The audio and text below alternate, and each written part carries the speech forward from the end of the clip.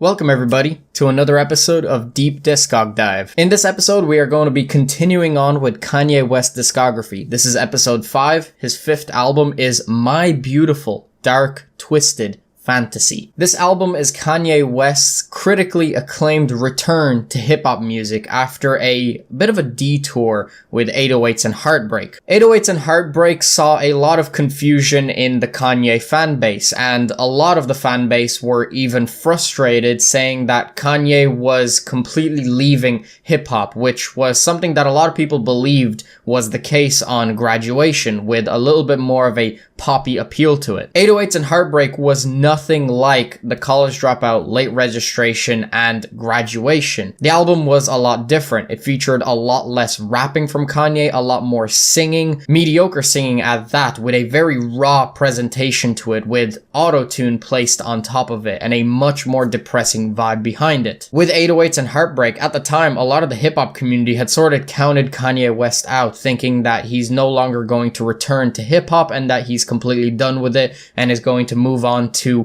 whatever he is going to move on to in his career. However, that is where My Beautiful Dark Twisted Fantasy comes in, and it made everybody who gave up on Kanye West completely regret that decision, because he came back with a massive bang. Not only was this Kanye's return to hip-hop, but in a sense it almost felt like his take on hip-hop. This is also Kanye's meditation on fame and how it's impacted his life and how he sees himself now that he is at a much higher place. As I said, this album was critically acclaimed upon its release, widely considered Kanye West's best album. In a lot of people's opinions, an extremely high mark in hip-hop. I've given you enough of a backstory on this album. What we do here on this series is I take an album and I sort out each song from worst to best. At the end of the video, I will give you guys a score and my overall thoughts of the project. So without further ado, let's not waste any more time and let's hop straight into it. There are 13 songs on this album, and at the 13th spot, I'm going to be placing Hell of a Life. On this track, we mainly see Kanye diving deeper into his fantasy. He talks about fame, sex, and his love for those things.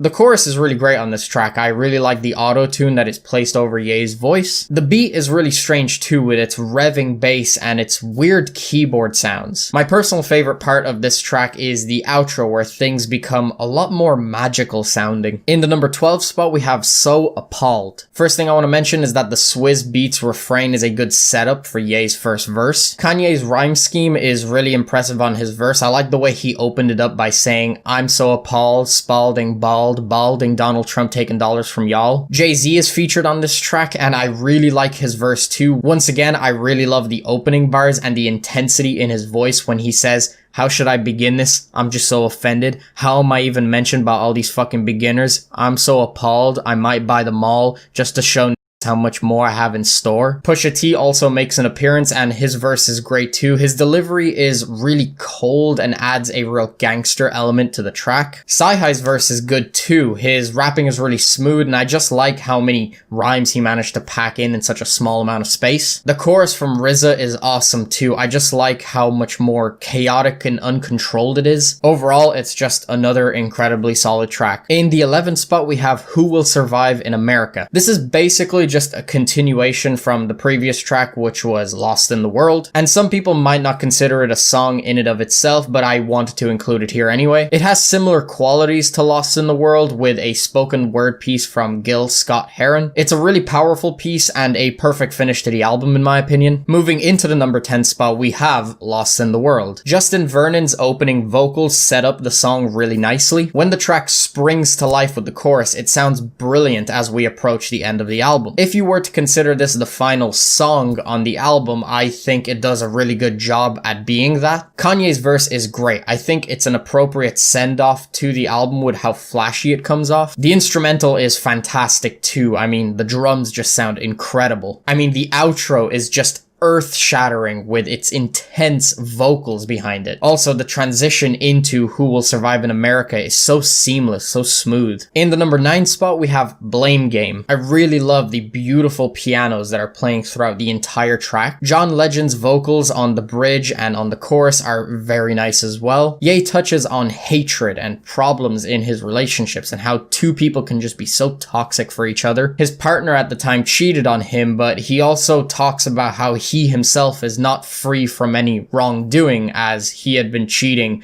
in a similar way that she had been as well. To me, this track comes off a lot more strange than other ones on the track list, but that's not a bad thing. I actually like how odd it is. In the number 8 spot, we have Gorgeous. First, I just want to say that the guitar on this track sounds great. The chorus from Kid Cudi sounds fantastic. His singing is really on point here. We also get an incredibly dense rhyme scheme in the first verse from Ye, where he says, penitentiary chances, the devil dances, and eventually answers to the call of autumn, all them fallen for the love of ballin', get caught with 30 rocks, the cop look like Alec Baldwin. On top of how impressive Kanye's performance is, this song is just packed with quotables. Some of my favorites are, I treat the cash the way the government treats AIDS, I won't be satisfied till all my get it. Another set of lines that I just love are where he says, that y'all, it's like that y'all, I don't really give a fuck about it at all, because the same people that try to blackball me forgot about two things, my black balls. I also love Ye's hunger for power and success on this track, with lines such as, act like I ain't had a belt in 2 classes, I ain't got it, I'm coming after whoever who has it, I'm coming after whoever who has it. I love Raekwon's verse to end the track too. He has a very impressive rhyme scheme and his flow is really nice. I think this is a perfect follow-up to the previous track, Dark Fantasy, as well. In the number 7 spot, we have Devil in a New Dress. The sample of Will You Love Me Tomorrow sounds gorgeous on this track. I just love how relaxed and how heavenly this song feels. Mike Dean's instrumentation on here sounds wonderful. Kanye is great on this song, but to me, the real highlight is Rick Ross's verse. His rougher voice is complemented so nicely with the beautiful atmosphere that is created and the guitar playing as well. Ross is also very smooth and flows masterfully. My favorite lines being, whole click appetites had tapeworms, spinning Teddy Pendergrass vinyl as my J burns. In summary, it is just a wonderfully blissful moment on the album. In the number 6 spot, we have the interlude, All of the Lights. To me, this is an emotionally sweet and somber moment on the project. To me, this isn't just an interlude. I feel like it really does add to the track list and really prepares you for the next track really well. The combination of piano and cello are beautiful here, and also it poses as a fantastic cool down point after Power. To me, if this interlude was not included on the album, the track list would just be so much worse. It wouldn't flow as nicely. Entering the top 5, we have All of the Lights. The transition from the interlude to this track is perfect. The chorus on this track is extremely catchy. Rihanna singing backed by these horns just sounds amazing. At the post-chorus, the beat gets a lot more flashy, and that is the perfect word to describe it, considering that the name of the song is All of the Lights. Kanye's rapping and singing in combination with the instrumental gives off this really bold feeling of triumph and success. On top of that, this song also comes off really sexy to me. I feel like it would work amazingly in a party setting. The third verse is calmer and perfectly placed to build up the last chorus and outro. Fergie, who comes in towards the end, sounds great, and the way that Drake's vocals came in just for that one line sounded so meticulous to me. The final leg of this track, the outro, is also a gorgeous finishing touch. In the number 4 spot, we have Monster. This is another hard-hitting highlight on the track list. The Bon Iver intro is a nice setup for Rick Ross's verse. Ross's husky voice does wonders for the instrumental, which is a lot darker and more animalistic in nature. The chorus handled by Kanye is crazy, incredibly hard-hitting, and sounds like it would absolutely kill at a concert. I absolutely love the way Kanye opened up his verse. Just on the first line, he says, "The best living or dead, hands down." And with this song, other songs on the album, This whole album in general, spoiler alert, I do feel like he is in the conversation. I also love how ridiculous Kanye can be on this track. It just sounds like he's completely out of control. He can go as far as to say a line like this in the manner that he did and still sound amazing. Have you ever had sex with a pharaoh? Put the pussy in a sarcophagus. The last few lines of Kanye's verse are a huge highlight for me, once again depicting Kanye as just being soaked in confidence. He ends his verse by saying, I'm living in the future, so the present is my past. My present is a present, kiss my ass. Jay is once again featured on this track, and he kills his verse too. I really like the subtle aggression in his tone of voice. I love some of the lines where he says, none of you niggas have seen the carnage that I've seen. I still hear fiends scream in my dreams. I also really love that line where he says, all I see is these niggas I made millionaires, milling about, spilling their feelings in the air. And even though everybody's performance up to this point was incredible, Nicki Minaj is surprisingly my favorite feature on the whole album. Her performance is incredible. I just love how full of herself she is. There are many lines that I love from her, but a few that I especially love are where she says, and if I'm fake, I ain't noticed cause my money ain't. I love how animalistic she sounds when she says, forget Barbie, fuck Nicki cause she's fake. She's on a diet but my pocket's eating cheesecake. I love all of her vocal switch ups. My favorite part is when her vocals are manipulated to pan side to side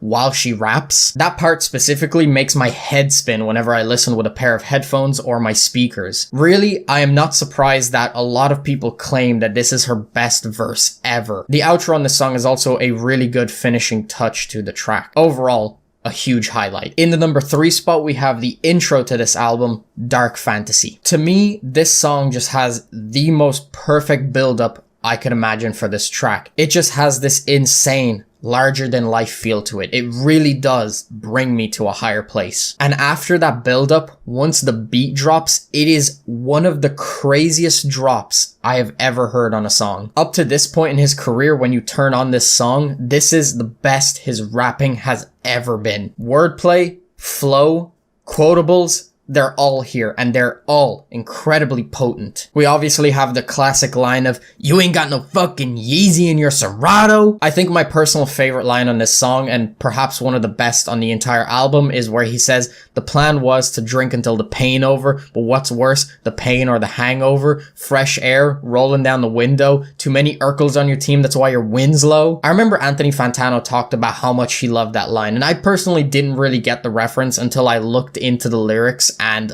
yeah, oh my god, that is such a fantastic bar. The chorus on this track is stellar. Overall, I would just consider this another addition to Kanye West's perfect intros for his albums. And to me, this is easily one of the best intro songs of the 2010s period. In the number 2 spot, and I'm gonna piss off a few people with this, we have Runaway. First of all, this is one of the best beats to ever land on a Kanye track. We have that iconic piano that sounds so creepy and artsy. And once the full instrumental comes in, things get really exciting. The crazy sound effects of look at you make the song feel even more beautifully chaotic than it already was. The chorus is one of my favorites in Kanye's entire discography. Kanye singing on this track is chilling. Pusha is once again featured on this song, and his verse is great. He sounds amazing over this menacing and creepy beat. The ending of this track is great too, with Kanye using his vocals in place of a guitar, and it still sounds great. The reason why I said that this spot might piss off some people is because in a lot of people's eyes, this is Kanye West's best song ever. And while personally I wouldn't put it there,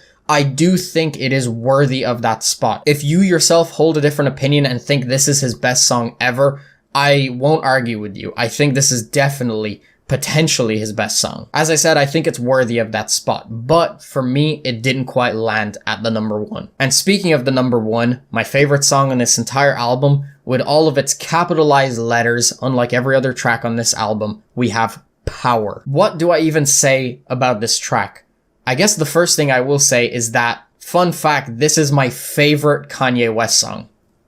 Flat out, period. As you could probably guess from the title of this song, Kanye West is depicting himself on a crazy, manic power trip.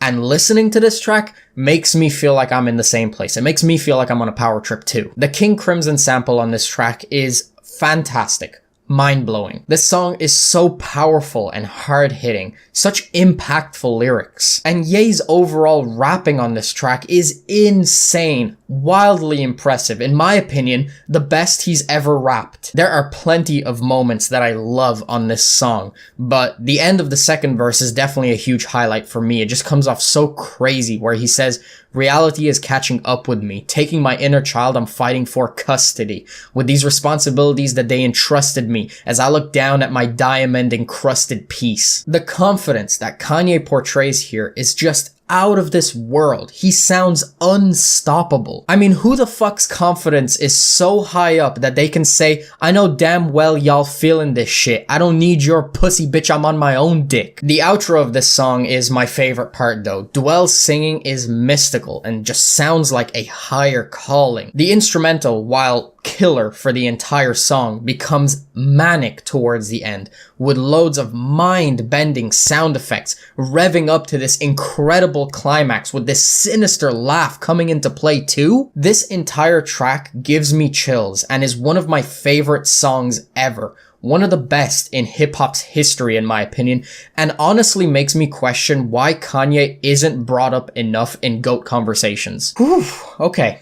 I gotta calm down a little bit because I just got really into that. Power at my number one spot. That is my favorite song on this album and my personal favorite Kanye West song ever. And while some people would put Runaway over Power, understandably so, it's also a fantastic track. I mean, either or could have landed the number one spot, but just for me personally, it's Power. As you can tell, absolutely love this album. This thing is incredible. And for me personally, this is in the conversation a runner-up for best hip-hop album of the 2010s. While I personally wouldn't put it at number one, I can understand why other people would. I think this album is incredibly bold and does a fantastic job of portraying power and Kanye West fantasy. This album truly is spectacular. Fucking blew me away the first time I heard it, and I love it. While I wasn't there to experience this album when it came out, this must have been one hell of a comeback for Kanye West after 808s and Heartbreak.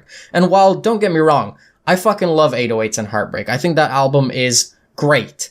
This album is so much better. And as I said at the beginning of this video, for anybody who counted Kanye West out, this album made them regret that, because holy shit, this is impressive. In my personal opinion, it is Kanye West's best album as well. And that is to some degree a little bit difficult for me to admit, because another album that I also think is potentially Kanye West's best album is The College Dropout, his debut. That album holds a very special place in my heart, and it's extremely difficult for me to weigh out which one is better. The College Dropout has so many pros that this album doesn't have, but similarly, it also goes the other way around. This album has something that The College Dropout does not have. To me, The College Dropout is Kanye as a child looking out at the world, praying to God that he can one day conquer it.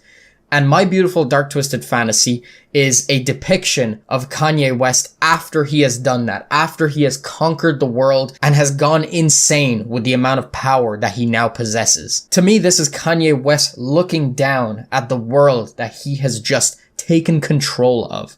In this case, the hip-hop world. What else do I really need to say besides that this album is truly fantastic? My personal favorite Kanye West album of all time, with my favorite song from Kanye ever, Power. I mean, it's just mind-blowing. It truly is. One final little thing I want to add in this video is a controversy that came up with this album, and I'm sure you guys already know what it is. Anthony Fantano reviewed this album and gave it a 6 out of 10. And going into this album, I watched his review first. I actually watched both of them because I only listened to this album maybe towards the start of this year. I watched his 2 reviews of the album and I felt like his reviews of this project were very fair. I totally understood his critiques of the album. And honestly, I was kind of going into this album wondering if I would agree with him, wondering if I would nitpick this album and find out that, yeah, it is a little bit overrated, but personally, I do not see that. While yes, I personally think that Anthony Fantano is totally entitled to his opinion. If he truly thinks this album is a 6 out of 10, I'm not going to be pissed off about it. But to me, the magic of this album came through with flying colors. I personally cannot justify a 6 out of 10 on this album. To me, that is crazy.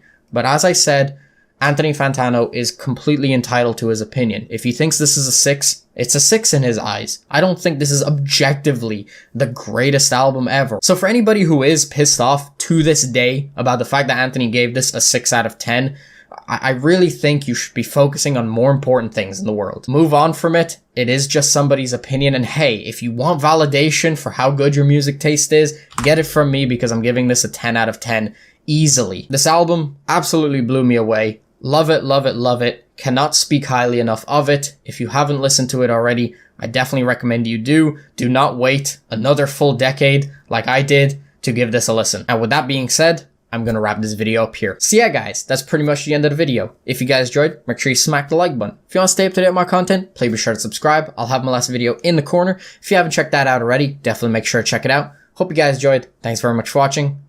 Peace out.